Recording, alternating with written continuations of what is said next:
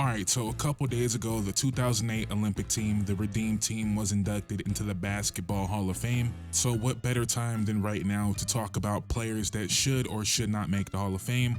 We're going to talk it out and come to a conclusion on these players. Let me know what you guys think in the comments down below. But before we get started, maybe I'm in the minority of this, but I kind of wish there was an NBA Hall of Fame and not just the Basketball Hall of Fame. We could have two different ones. I feel like it would be, because there's a lot of players that are in the Basketball Hall of Fame that would not be in a NBA Hall of Fame, and then that makes it so the NBA players the standard gets lowered because you feel like you got to match the players that get in based on, Olympic or college merit. That it seems backwards, right? So you kind of got to lower the standard to be a Hall of Famer. Whereas if it were a strictly NBA Hall of Fame, I feel like the criteria for that would be a lot more strict. And we can start with a pretty good example of this, a player that is going to make the Hall of Fame because of his international play as well, but strictly NBA, I don't think he would make it. He would be borderline, but I don't think he would make it, and I'm talking about Marc Gasol. As far as his NBA career, 3-time All-Star, 2-time All-NBA, obviously a champion, only 1-time All-Defensive. He happened to win Depoy that year, but only 1-time All-Defensive. Not really a Hall of Fame career, but then you look at his international play, 2-time FIBA World Champion, 2-time Eurobasket Champion, 2-time Olympic silver medalist, ACB MVP, no-brainer basketball Hall of Famer, for sure. So I like it to a certain degree, but again, it kind of clouds it, and it's really unfair to a lot of NBA players because you look at someone like Marc Gasol, he's guaranteed to make the Basketball Hall of Fame. You look at someone like that compared to LaMarcus Aldridge, who I would say was a better player. You might even disagree with that, and I wouldn't argue with you too much if you believe Marc Gasol was better than LaMarcus Aldridge, but LaMarcus Aldridge, 7-time All-Star, 5-time All-NBA, and he's going to be a borderline All-Star. Meanwhile, Marc Gasol is guaranteed, or borderline Hall of Fame. Meanwhile, Marc Gasol is guaranteed a Hall of Fame spot. It is what it is, right? I'm not trying to blame anybody, but I do think the American-born players are at a significant disadvantage there. One, because it's been historically more difficult to make a American Olympic team or FIBA team, right? You got to be the best of the best. And then also, do we give the same, do we value it the same? Like, Marc Gasol, 2-time FIBA World Champion, that means a lot to his resume. But when it comes to someone like Derrick Rose, when we talk about his Hall of Fame case, do we think we're going to bring up FIBA World Champion? We're not, and maybe that's an American problem, but I also think when it comes to these Hall of Fame discussions, the voting committee, however it works, I don't think American players get credit for that.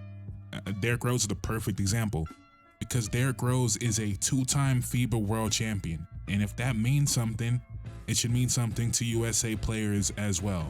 MVP, 2-time FIBA World Champion, 3-time All-Star, right? Like, I don't think Derrick Rose will make the Hall of Fame, but if I told you a player that was Serbian or French or wherever, right, just not American, was an MVP and a 2-time FIBA World Champion, that player probably makes the Hall of Fame. But in America, we don't really give the credit to the FIBA guys, and I understand it, right? I get it. And I did not expect this video to go this way, but it's an interesting discussion here, because what about someone like Tyson Chandler? Now, on the front end, do I believe Tyson Chandler is a better player than Marc Gasol? No, let me just get that out the way. But resume-wise, 1-time All-Star, Marc Gasol was a 3-time All-Star, okay? But Tyson Chandler, 3-time All-Defensive to Marc Gasol, 1-time All-Defensive. Tyson Chandler did win a Depoy. He did win a championship. He was All-NBA. And not only was he a FIBA World Champion, he was an Olympic gold medalist on the 2012 team. Again, if that player wasn't American, he would be a Hall of Famer. And trust me, I understand it's not apples to apples. I'm not being willfully ignorant here. I understand that there's a lot more substance to the resumes than just the FIBAs and the championship or the Olympics, right?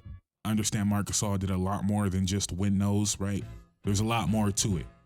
But I don't think I'm off base by saying American players don't get the same benefit from winning the FIBAs or the Olympics, because Tyson Chandler, Andre Iguodala, we'll get into that later. Overall, I just yapped for about 5 minutes, but my point being, I think there should be a separate NBA Hall of Fame, where these wouldn't even be a question, right? In a strictly NBA Hall of Fame, no one's bringing up Tyson Chandler in general, but I wouldn't even be able to make an argument if it was just an NBA Hall of Fame. I'm saying separate, you can keep them both, but maybe the NBA needs to implement their own Hall of Fame. But all the way back to the beginning of the video, and the first name I compared with Marc Gasol, we don't gotta talk about it because Marc Gasol is going to make it, but LaMarcus Aldridge. Is LaMarcus Aldridge gonna be a Hall of Famer? In my opinion, what do I believe? I believe he is a Hall of Famer. Will he make it? That's a little bit clouded. And weirdly, I feel like the emergence of Dame kind of muted how great LaMarcus was in his prime, right? Because Dame immediately became the best Blazer ever. Well, one of Bill Walton, obviously Clyde Drexler, but he immediately surpassed LaMarcus on that ranking. But like I said before, LaMarcus Aldridge, 7-time All-Star, 5-time All-NBA. This is a little bit nitpicking, but the All-NBA was at a pretty weak time for the forwards in the NBA at that time. You know, that was at the end of Dirk, it was at the end of KG, it was at the end of Tim Duncan. So that was a little bit weak there, but he was a 5-time All-NBA player. Not only was he an All-NBA player, LaMarcus was a playoff riser. We all remember the series against the Rockets where he had, back-to-back 40-point games going against Dwight Howard. Now, clearly not a prime Dwight Howard, but that was amazing, right? Outplayed James Harden in that series. One of the series I feel like is going to be lost in time is the OKC San Antonio series in 2016, where obviously OKC won, but LaMarcus in that series was going crazy. He averaged 27 in that series. So he had playoff moments for sure. People thought he was done after leaving Portland, went to San Antonio and arguably had some of his best years. And he did eclipse that 20,000 point mark, which is such an important discussion when talking about players to make the Hall of Fame. You probably heard me say this a lot if you've been around, but the only players to score 20,000 points and not make the Hall of Fame are Joe Johnson, Antoine Jameson, and Tom Chambers. So that alone historically has gotten you in. I think that will change because people are scoring a lot more now. There's a lot more, 20-point scores, so that probably won't be the benchmark for much longer. But as of right now, only those three have not made the Hall of Fame while scoring 20,000 points. I think LaMarcus makes it. I think it's going to be borderline. Maybe he has to wait maybe second ballot, maybe third ballot, but I think LaMarcus gets in eventually. Next up, a player with a very similar resume to LaMarcus Aldridge, Amari Stoudemire, 6-time All-Star, 5-time All-NBA, very, very similar. I would say Amari at his peak was a better player, but I don't even know why I want to say that. Like, LaMarcus was really good, and maybe if he had a Steve Nash, like, obviously we could do that about everybody. He did have Andre Miller, and that might sound like a joke to you guys, but Andre Miller was really like that. But Amari Stoudemire, to me, is similar to Shawn Kemp, who we're not going to talk about in this video, but I think Shawn Kemp should be in the Hall of Fame. Not strictly, but in part because of it is the Hall of Fame, and Gary Payton, Shawn Kemp lobs were entertainment television that probably brought in a lot of fans, and I think that should matter. I'm not saying it should have a heavy weight in the overall decision, but you look at someone like Shawn Kemp, who has a borderline Hall of Fame resume, and then you add on the impact that he had to the game. I think that matters. Now, of course, Amari did not have the impact that Steve Nash had, but he was there. He was a part of it.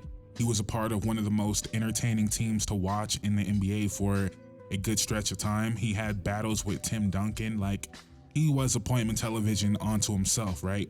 Even though Steve Nash was the driver of the offense, Amari was that guy that was putting on a show every single night, was a highlight factory every single night, and I think that should matter.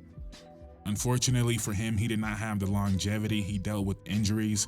He went to New York, and in my mind, right, let me know if I'm tripping, but we think of Amari when he went to New York like as being older, not old, but older. He was only 28 his first year in New York. I would have guessed like 30, 31, but no, he was only 28, supposed to be in the middle of his prime, and he was that his first year in New York, averaging 25 points. And what was supposed to be the middle of his prime and really the beginning of a different version of him ended up being the last year of his prime, and he was never the same after that year due to injuries, and ended up out of the league a few years after that. So I'm not sure what to do with Amari Stoudemire. At his peak, absolutely Hall of Famer. Doesn't have the longevity of a LaMarcus Aldridge. So I would say, me personally, I would have him in, but I have a feeling he's not going to make it. I don't think he's going to make it. And since we're already on the power forwards, we might as well round it off with Blake Griffin, where Blake Griffin's going to make it, no brainer. The resume isn't no brainer. I think it is a Hall of Fame resume, but he's like what I was saying about Sean Kemp, even more. When we're talking about Hall of Fame, when we're talking about the impact that you had culturally, the Lob City Clippers were a movement. It was a real thing, and that is fame. That is Hall of Fame worthy. That era of Clippers basketball is something that's going to stand out. His peak was, of course, cut short as well and followed a similar trajectory as Amari Stoudemire, where that first year in Detroit, he was only 29 years old, had a great season, maybe his best season statistically, All-NBA, seemed like he was still going to be in the middle of his prime, and that ended up being the last year of his prime, and he was shortly out of the NBA, 4 years after that. So, of course, yeah, his career, not really the longevity you would want, but those peak early Clippers years were such a moment, such a movement, that I think that is going to stand the test of time, and he deserves it on merit alone. Like, on just player alone, he deserves it, but that impact means a lot. And there's really no reason for me to bring this up. I know it's going to make some people mad, but I look at Blake in a similar light to Vince Carter. Well, Vince Carter had the crazy longevity, right? Vince Carter played 22 years. But you would think Vince Carter was actually a more accomplished player, was only a 2-time All-NBA player in 22 years, only an 8-time All-Star in 22 years, but he had such a huge impact in that fame, and the eyes he brought to the game were so significant that you can't really argue his standing in the NBA, in the history of the NBA. And I look at Blake in a similar light. So yes, I believe Blake will get in. Moving on to the point guard division. This is a interesting one, and I have some bias here. I think a lot of people have bias here. I think he was the favorite of a lot of people, or one of the favorite, but Rondo, 4-time All-Star, only 1-time All-NBA. We'll talk about that. 4-time All-Defensive, 2-time champion.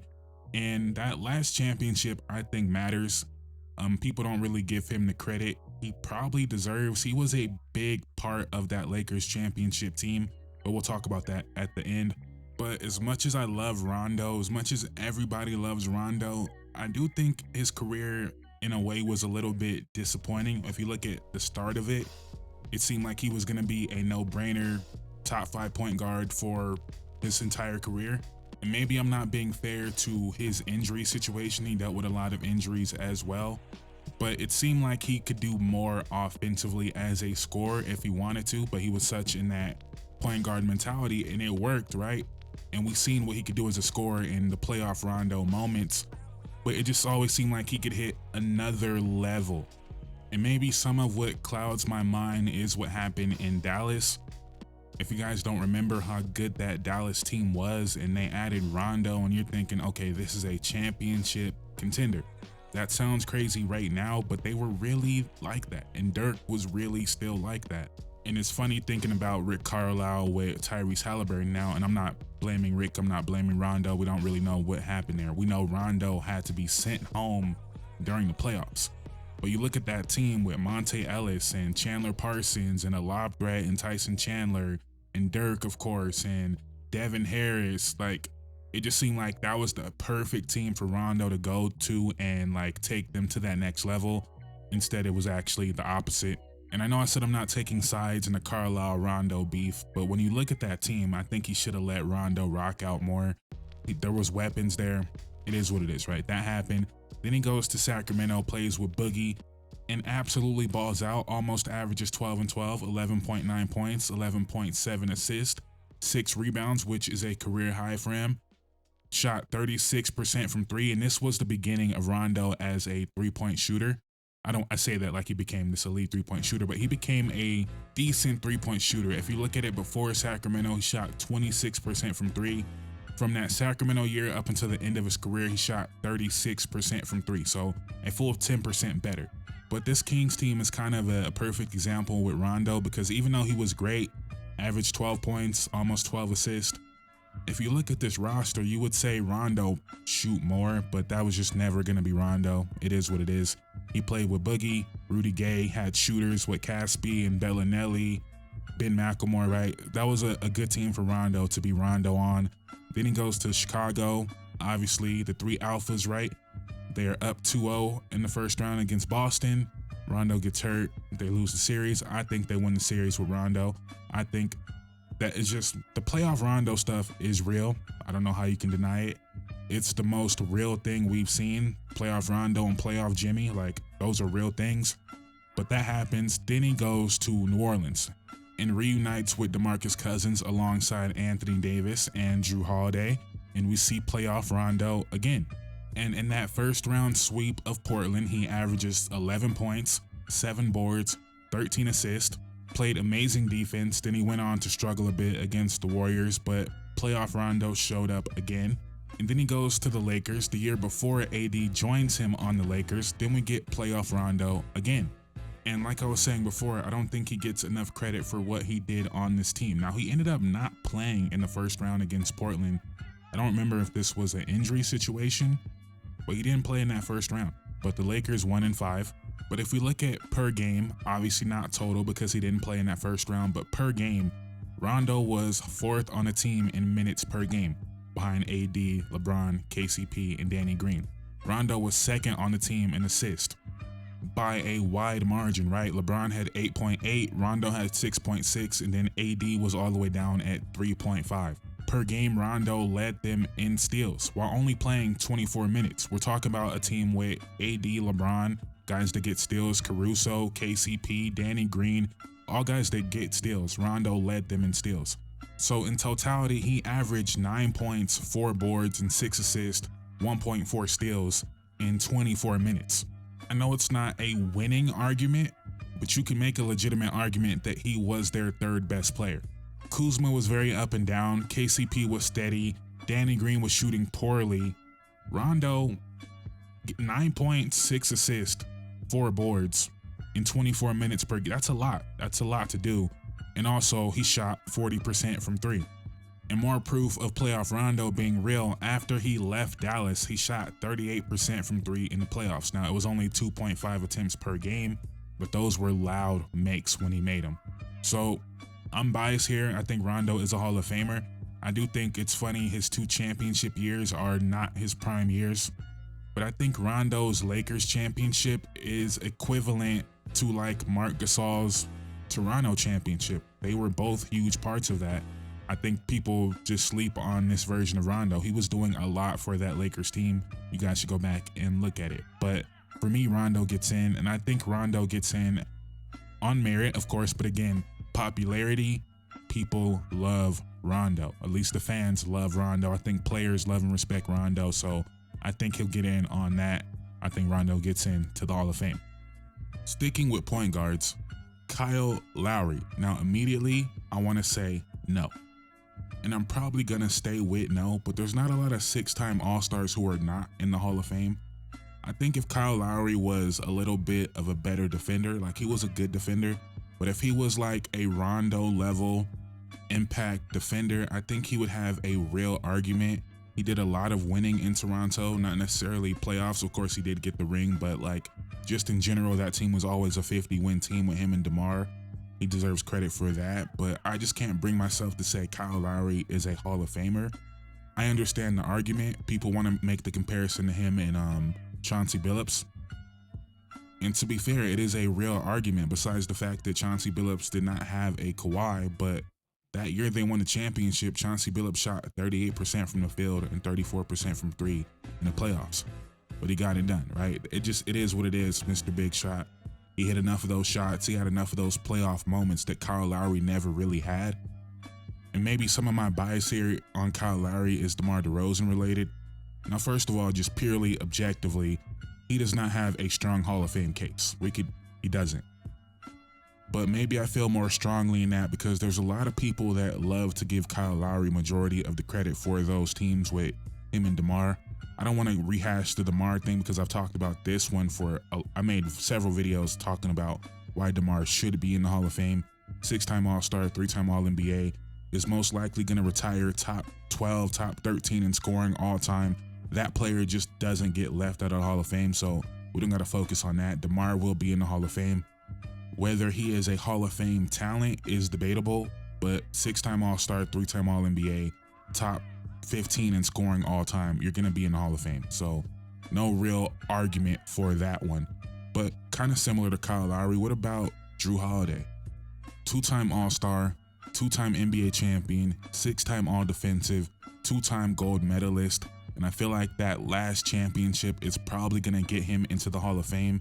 And I don't know how I feel about it. I've never been a Jrue Holiday guy, in part because the reputation he has as an offensive player doesn't really add up. It doesn't really add up. People talk about Jrue Holiday like he's this steady point guard, floor general. That's not Jrue Holiday. If you watch enough Jrue Holiday, you know that's not Jrue Holiday. But he is a great player, and I think him being one of the best defenders of a generation is good enough to put him over the top and get him in. And then with the gold medals, I think he's gonna get in. Does he deserve it? I don't really know. It's just about the case you have, and I think 2 gold medals, 6-time All-Defensive, 2-time champion is gonna be enough to get Jrue Holiday in the Hall of Fame. So let's keep it moving. I don't know if I would put him in there, but I think he does get in there. It's kind of hard for me to say that Rondo's gonna get in, but Jrue Holiday's not gonna get in. So I think Jrue Holiday will get in. I think last point guard here, John Wall. Now this one was kind of shocking to me, but John Wall was only a 1-time All-NBA player. I thought he would at least be like a 3-time All-NBA, but no, only that 1 year was he All-NBA. And when you take a step back and think about it, it makes sense, right? Steph Curry, James Harden, Chris Paul, Russell Westbrook, Damian Lillard, right? It makes sense why he was not making All-NBA. But I still thought he would have at least 2, right? And that, I don't think John Wall's gonna make it. And I think we have historical precedent for this in 2 guys that I believe are Hall of Famers but aren't in the Hall of Fame. And Kevin Johnson, who is a 3-time All-Star, 5-time All-NBA. John Wall is 8th in assists per game in NBA history. Kevin Johnson is 7th in assists per game in NBA history. I think if Kevin Johnson doesn't get in, John Wall doesn't get in. And now that I'm talking about it, maybe Rondo doesn't get in either, looking at these point guards. But the other one is Mark Price, who was a 4-time All-Star, 4-time All-NBA, who was shooting 40% from 3 in the late 80s, early 90s, was really ahead of his time. And I don't know why he's not in the Hall of Fame. So you have those 2 guys, then you have someone like Tim Hardaway with a similar resume, maybe you could argue was a little bit better, had a little bit more of a cultural impact with the Run TMC, but 5-time All-Star, 5-time All-NBA. So maybe there's a little bit of hope there, but man, now that I'm thinking about it, I don't think John Wall or Rondo are gonna make the Hall of Fame. Let me know if I'm tripping. I don't think they're gonna make it. And this video is going a very long time, so we're gonna rapid fire a couple names here. Shawn Marion, I think, has a pretty interesting case, but I would say no, he does not make it. 4-time All-Star, 2-time All-NBA, NBA champion. It's not enough. I already brought up Tyson Chandler, no. Rasheed Wallace doesn't have any All-NBA teams, not gonna happen. Joakim Noah, 2-time All-Star, 3-time All-Defensive, 1-time All-NBA, Defensive Player of the Year. Probably not gonna be enough. I think he's borderline if the career was a little bit longer, but not gonna happen, right? So there's really no point in me just naming a bunch of other players, but I want to talk about one in particular because I keep seeing this guy's name brought up as a Hall of Famer, and it's absurd to me. I'm talking about Andre Iguodala, someone that I was a huge fan of in his early 76ers days. Not that I wasn't when he became a Warrior, but I feel like the Warriors' career made people overrate the rest of his career. It maybe overrate his Warriors' career, but when you look at his resume, I think we all can acknowledge 10 years later he did not deserve Finals MVP, but even if you want to give him that Finals MVP, Cedric Maxwell is not in the Hall of Fame. Of course, Iguodala had better years than his All-Star year, but he made the All-Star team averaging 12 points. Of course, Iguodala was a great defender, but he's only a 2-time All-Defensive player. People talk about him like he's a 10-time all-defensive player. And it's really hard for me to say these things without sounding like I'm trying to diminish his career. I'm just talking about the reality of what it was. Even if you look at his playoff numbers for the Warriors, they're very similar to like the Rondo playoff numbers for the Lakers that year that I was talking about. Like very, very good role player on that team. And I understand that the impact was greater than the numbers would suggest. That's why he has his number retired for the Warriors. But NBA Hall of Famer, if you let Iguodala in, I think that's a very slippery slope. I think that means, 10 years from now, people are going to be telling you Lu Dort's a Hall of Famer. No disrespect, maybe he will be. If Iguodala is a Hall of Famer, does Lamar Odom have a Hall of Fame case? One of my favorite players of all time? No. And if Lamar Odom played for any other team besides the Lakers or Celtics, he would probably have his jersey retired, but Hall of Famer? No. How is Iguodala a Hall of Famer and Horace Grant isn't? He's just not a Hall of Famer, and I'm an Iguodala fan, like I truly am. NBA Live back in the day, everybody knows, Iguodala was that guy, but Hall of Famer, I can't do it. Byron Scott, 3-time champion, is not a Hall of Famer. Ron Harper, 5-time champion, who was really like that, not a Hall of Famer. Iguodala is that level of player, if not a level below that level of player, and he's just not a Hall of Famer. We don't got to do that. We can acknowledge him and celebrate him without making him a Hall of Famer. To me, it's crazy. Maybe I'm wrong. Let me know what you guys think. I'm just trying to think if there's any obvious ones from this era to talk about. We could talk about guys like Larry Nance, but if Mark Price doesn't make it, Larry Nance doesn't make it.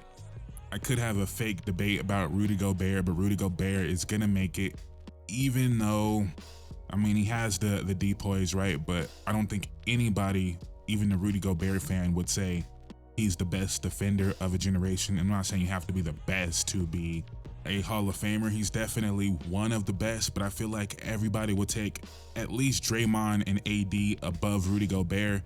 And if Kawhi had a healthier or a longer prime of, healthy defensive years, peak defensive Kawhi, I think he would be at best the 4th best defender of a generation, but he has the awards. He's going to make the Hall of Fame.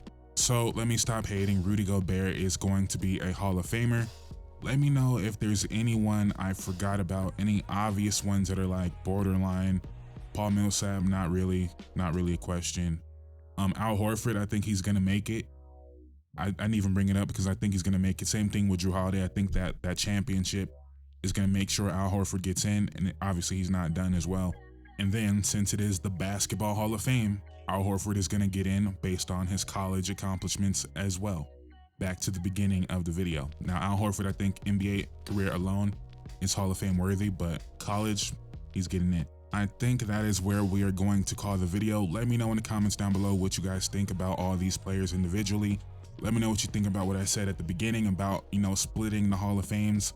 We can keep the Basketball Hall of Fame that puts all of it together, but I think the NBA should have their separate NBA accomplishments Hall of Fame. Let me know what you guys think about that. Let me know what you guys think about Rondo. To me, that's the most fascinating one because peak Rondo never quite got to the levels we thought he would be at. And it's funny that his 2 championships are not peak Rondo, but he of course still played a huge role on those teams. So let me know what you guys think about all that in the comments down below. Please like, comment, subscribe. We are close to 11,000 subscribers. I would greatly appreciate it. Thank you guys so much for watching. I'm out. Peace.